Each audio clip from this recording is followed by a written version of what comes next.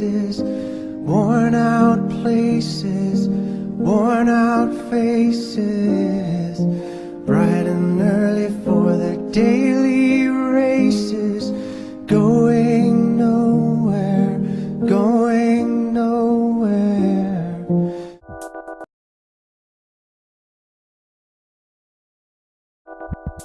When we wake up in the morning, we'd be lucky if we have a little breakfast, you know, that we're waiting for that one meal, you know, and, you know, sometimes the hunger become unbearable and end up going to sleep.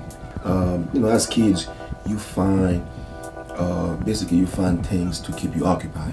We used to go to other neighbors who has mangoes tree, and we used to try to sneak in the neighbors and climb the mango tree all the way, dangerous things, and, you know, take some mangoes and drop it down. Coconut the same way. I mean, we find things to do.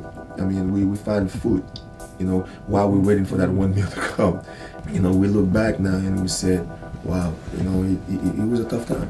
It was a tough time for us. Like kids, we're talking about 8 years old. I mean, it was tough, and I used to share my food with my friends, and we used to make the best of it. You know, everybody used to look out for each other, and sometimes, yo, you got a 25 cents to pass me.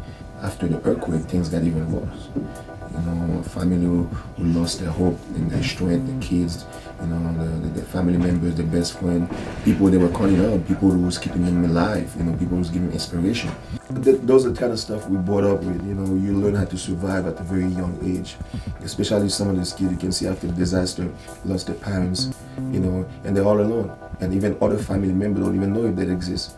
And those kids will grow up in the street.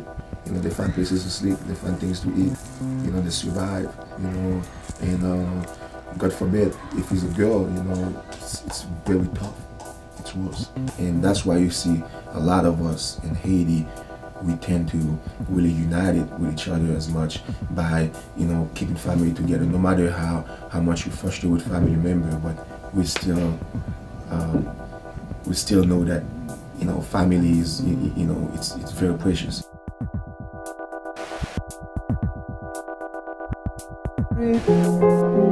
That